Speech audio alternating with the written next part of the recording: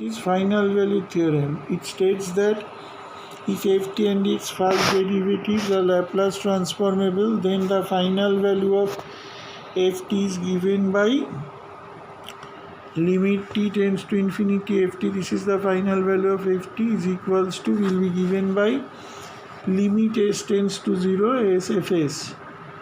So this we already know that Laplace transform of derivative of the function is equals to sfs minus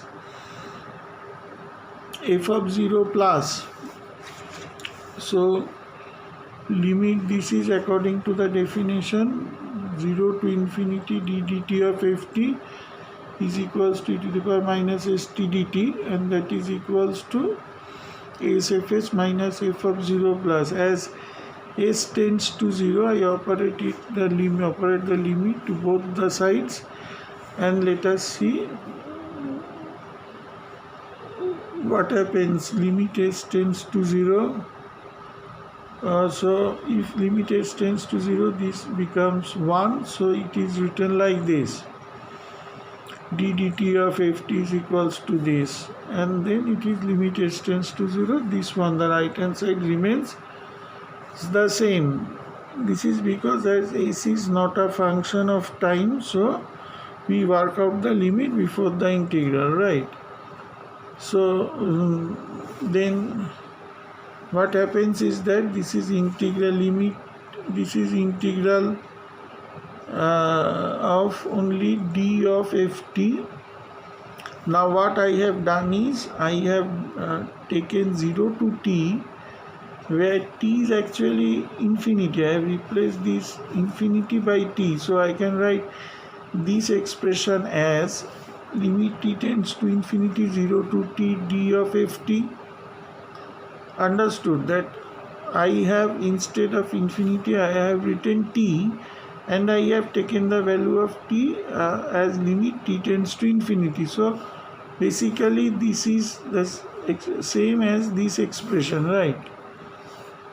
So limit s tends to infinity sfs, and this will not work on over this function, as this function is independent of s.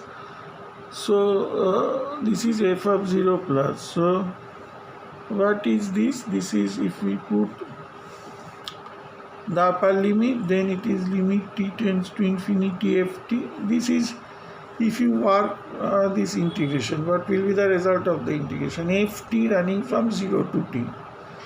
So limit t tends to infinity ft minus, when the lower limit is substituted, it will be minus f of 0 plus. So this becomes, the right hand side is the same, so f of 0 plus will cancel. So it is limit t tends to infinity ft is equals to limit s tends to 0 s fs. Right, this is how it is done. This is the final value theorem, that to find out the value of the function ft at time, at a very infinitely large time, you just simply find out its Laplace transformation, multiply it with s, and then find out the value of the expression in the limiting case s tends to 0.